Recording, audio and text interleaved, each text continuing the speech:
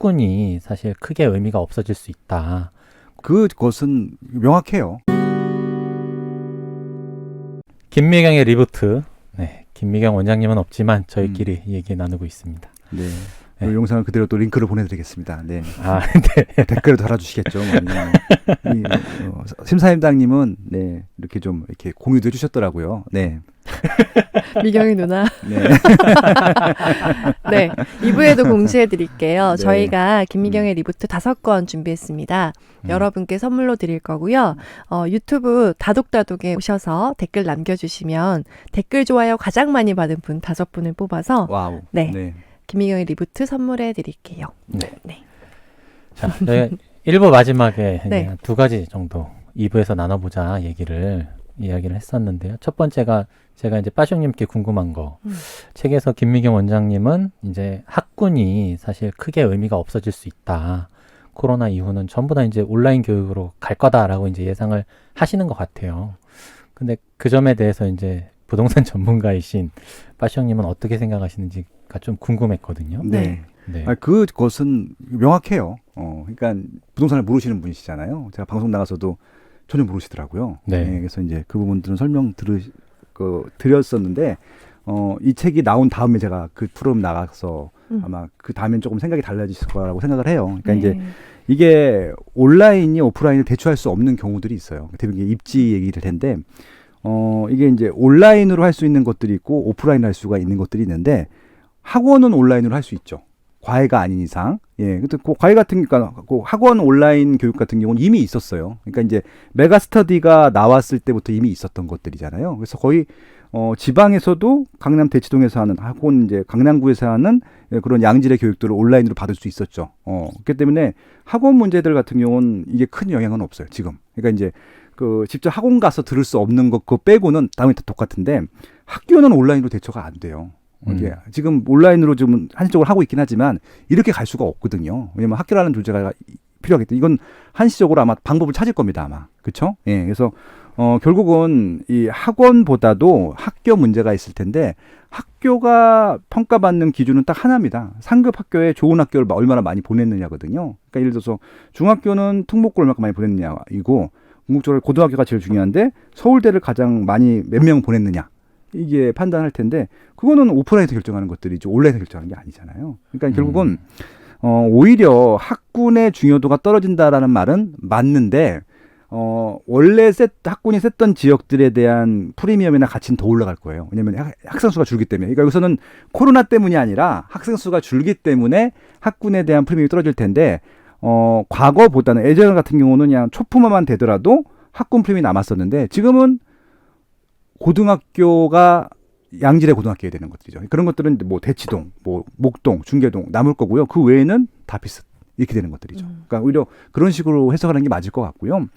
대신 이제 학원가에 대한 이제 프리미엄들은 좀 떨어지겠죠. 그렇기 때문에 이 학원가라고 하는 것들에 대해서는 과거보다는 조금 그 관여도가 좀 낮아질 수도 있다. 그렇게 보시면 될 것 같아요. 네. 그 제 친구 미국에 한 명 있는데 그 친구가 그 뉴저지로 이사를 갔어요. 뉴욕에 있다가. 그러니까 요즘에 뉴욕은 좀 공동화되는 것처럼 이렇게 뉴욕에 왜 우리가 막 그 센트럴파크 보이고 막 이런 데는 엄청나게 비싸잖아요. 좀 어마어마하게 비싸고. 근데 그런 데가 비어 있는 데가 좀 많고. 그러니까 왜 뉴욕 도심에서 그렇게 사람들이 살고 싶어 하지 않는다? 오히려 좀 널찍하니 한적하니 그런 곳에서 집 크게 지어놓고 거기서 일도 하고 애도 키우고 뭐 하면서 좀 살기를 원한다고 하더라고요. 그냥 우리도 아파트가 좀 답답하잖아요. 집에 하루 종일 있으면. 그래서 약간 저도 좀 일산이라든지 막 이런데 좀 큰 집에 이렇게 막 운동방도 있고 막 마당도 있고 또 막 저의 집무실이랄까요? 뭐 그런 것도 있고 막 이런 공간에서 너무 살고 싶다는 생각을 저만 하는 것 같지가 않아요. 지금 그 질문들을 제일 많이 받고 있고요. 네네. 최근에 나갔던 세미나들은 다 이거 갖고 토론도 하고 막 그래요? 그랬었어요. 맞아요. 예. 어떻게 될까요? 그러니까 일단 미국 얘기부터 해볼게요. 네. 미국은 일단 한국하고는 주택 환경이 달라요. 우리나라는 아파트 위주지만 미국은 아파트 위주가 아니잖아요. 일단 그 차이점이 있는데 또 공통점들은 있어요. 제일 중요한 게 뭐냐면 직장에 대한 접근성이거든요. 과거에는 이제 그 직장이 몰려 있는 도심의 위주에 살다 보니까 비싸잖아요. 그러다 보니까 자동차가 발달된 이유로 외곽으로 나갔었어요. 다운타운이라고 하고. 그래서 이제 오히려 그쪽에 좀 쾌적하게 사는 것들이 더 비싸졌죠. 인기가 네네. 많았기 때문에. 근데 이쪽에 또 많이 살다 보니까 도심까지 들어오는 교통이 너무 막히는 거예요. 맞아, 맞아. 음. 그러다 보니까 다시 도심 쪽에 오는 게 또 더 몰린 거예요. 그러니까 아까 말씀하신 뭐 그 공원이 뭐지? 센트럴파크. 센트럴파크 주변 네. 그런 식으로 해서 그렇게 네. 좀 일자리가 많이 몰려있는 지역들이 비싸졌다가 최근엔 또 코로나 때문에 재택근무를 또 하라고 하잖아요. 그러다 보니까 네. 오히려 뒤에 또 좀 떨어져 갖고 좀 음. 이렇게 쾌적하게 할 수 있는 네. 지역이 또 올라갔대요. 네. 그러니까 지금 왔다 갔다 해요. 하는데 근데 거기는 이제 그 뉴욕이라 하더라도 그 뉴욕 안으로 출퇴근할 수 있는 권역이기 때문에 뉴욕권이라는 게 굉장히 크잖아요. 네. 그렇기 때문에 이제 왔다 갔다 하면서 도심이 비싸졌다가 외곽이 비싸졌다가 왔다 갔다 하는데 미국은 그래도 해피한 케이스가 뭐냐면은 땅덩어리가 넓어요. 그래도 여긴 좀 대안이 있는 거죠. 그러니까 보니까 아파트 문화가 아니라 거의 단독주택 문화로서 이것들이 왔다 갔다 할 수 있는데 한국은 다른 게 서울이란 지역이 있고 지방이 있는데 지방과 서울은 완전히 다른 시장이고요. 일단 서울은 땅덩어리가 일단 없어요. 그렇게 할 수 있는 위치가 없어서 그냥 일자리 근처에 사는 게 제일 편한 거예요. 그렇기 때문에 차로도 출퇴근을 많이 하는데 지금 이 도심에 있는 일자리 많은 지역으로 차로 출퇴근하기에는 너무 막혀요. 그렇기 때문에 지하철이 정말 압도적으로 발달해 있거든요.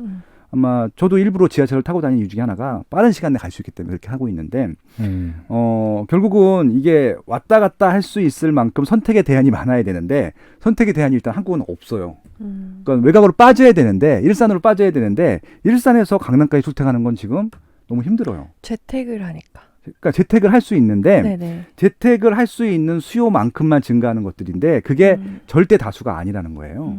예, 그래서 지금 아까 말씀하신 대로 그런 수요들이 반영된 주택들은 수요가 올라갈 겁니다. 한시적으로. 네. 예, 왜냐하면 수요가 있거든요. 그게 또 많지도 않고. 근데 이제 기본적으로 아파트, 그러니까 이렇게 생각하시면 전체 100이라는 시장 중에서 90%가 아파트 수요고 10%가 고만한 수요였었는데 10% 고만한 수요에서 10%가 11%, 12%, 13%가 될 수는 있는데 높은 거예요. 그 시장에서는 20%, 30%, 40% 올라가는 거니까. 근데 전체 시장에서 봤을 때는 그게 전체 시장을 좌우할 정도의 큰 수요는 아니라는 것들이죠. 네. 예. 그렇게 이해하시면 될 것 같고, 지금 이제 단독 주택에 대한 수요가 하는데, 저도 좀 20년 동안 이 연구 활동을 하다 보니까 단독 주택의 수요가 또 몰릴 때가 또 있어요. 몰렸다가 풀렸다 하는데, 2000년대 초반에 몰렸다가 또 풀렸다가 하는데, 궁극적으로 어떤 게 중요하냐면요. 서울 도심 내 단독 주택은 상관없어요. 그건 계속 가격이 올라가. 땅값이 올라가기 때문에. 근데 외곽 지역 경기도권의 단독주택은요. 가격이 계속 빠지고 있어요. 놀랍게도. 그러니까 지금 처음에 가격을 회복한 지역이 단 한 곳도 없어요. 일산도. 그래요. 아. 경기도만 가도 그래요. 일산도 그래요. 파주까지 갈 필요도 없고 양평가나 가평까지 갈 필요도 없이 지금 구체적인 지명 얘기는 안 할게요. 얘기하면 다 아는 지역이라서. 일산 가면은 딱 2개 동에 그 단독주택 밀집 촌들이 있어요. 연예인들 아직도 많이 살아요. 심지어 김대중 대통령도 살았어요, 여기. 네, 그런 지역들이 있는데 이전에 10년 전 가격보다 지금이 더 싸요. 오 마이 갓. 네, 그럼 그걸로 끝난 거잖아. 부동산은요, 아주 명쾌합니다. 가격이라고 하는 것들이 모든 수요랑 공급을 딱 그냥 분명히 얘기해 주는 것들이거든요. 수요 대비 공급이 적으면 올라가요. 수요 대비 공급이 많으면 내려갑니다. 그 차이입니다. 네, 그렇게 이해하시면 될 것 같습니다. 그럼 더 별장이라도 너무 갖고 싶은 마음이랄까요? 그러면 이제 그럼 제가 제안을 드리죠. 그러신 분들이 있어요. 특히 남자분들이라든지 아니면은 네. 도심에 지치신 분들이 또 많고요. 지금 로사님처럼 프리랜서 하시는 분들은 솔직히 아파트가 필요 없거든요. 예, 필요 없기 때문에 작업 공간도 넓고 마당도 있고 특히 개를 키우신 분들 같은 경우 마당이 좋은 것들이거든요. 그래서 그런 분들한테는 제가 어떻게 말씀을 드리냐면요. 그냥 임차로 가시라고 말씀드려요. 임차로 골라도 그분들이 되게 좋아할 거예요. 집주인들이. 인테리어 조금 한다 그러면 더 좋아하고. 왜 낡았기 때문에. 예, 그래서 그렇게 오히려 제안을 드리죠. 네. 그렇습니다. 네.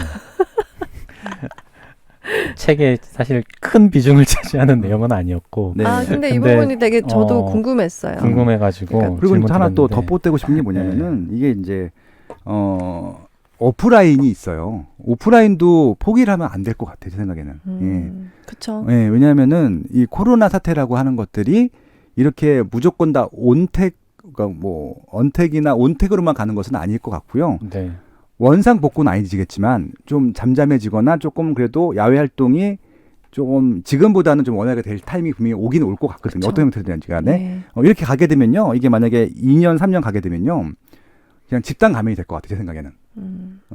그럼 이제 감기처럼 품고 사는 것들이죠. 그렇게 되면은 오프라인을 안 할 수가 없거든요. 그러니까 거기에 대한 대비도 있어야 될 것 같아요. 무조건 지금 포기할 수가 없는 게 나중에 다시 지금은 그걸 포기했다가 다시 들어가는 것들에 대해서는 엄청 또 재진입 장병 비용이 되게 더 훨씬 더 크거든요.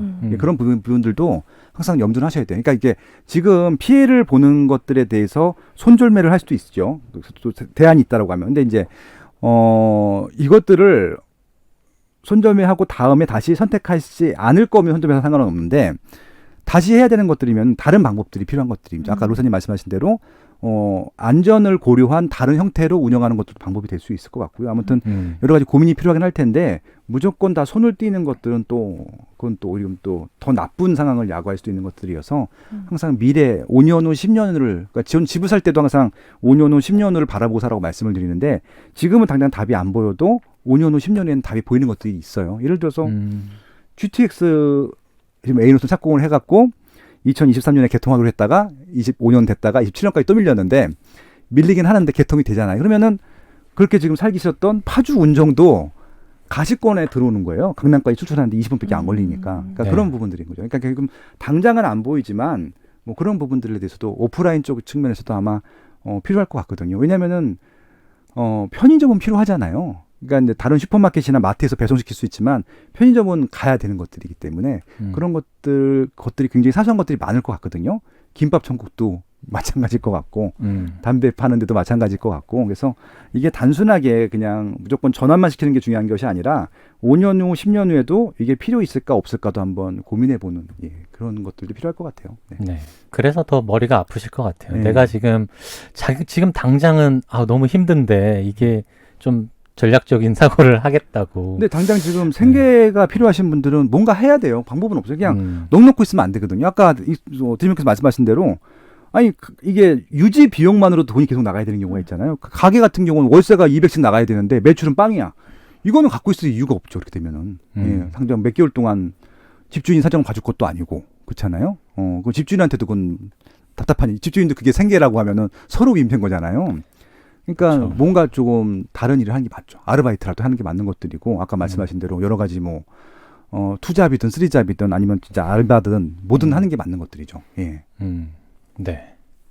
되게 막막해요, 사실은. 예, 답이 네. 없어요. 예. 이거는 예. 그러니까 각자 능력들도 다르고 예, 그렇습니다. 네, 지금 아까 일부에서도 말씀드린 것처럼 자기가 해왔던 거 있잖아요. 그런 게 사라지는 건 아니잖아요. 그러니까 제 아는 분 같은 경우에는 미술을 가르친 분이 있어요. 근데 그분을 어떻게 뭐 온라인으로 뭐 집에서 할 수 있는 놀이 키트를 만든다거나 아니면 컨텐츠를 제작해서 그림 그리는 모습을 뭐 보여주면서 따라할 수 있게 한다거나. 근데 그게 사실 언제 돈으로 연결되고 그게 수익이 될런지는 사실 모르잖아요. 그걸 촬영한다는 것도 쉬운 게 아니고 또 무슨 미술 키트를 만든다는 것도 사실 쉬운 일이 아니고. 근데 뭐든 하긴 해야 되나 봐요. 안 그러면 답이 없으니까. 그렇죠. 네.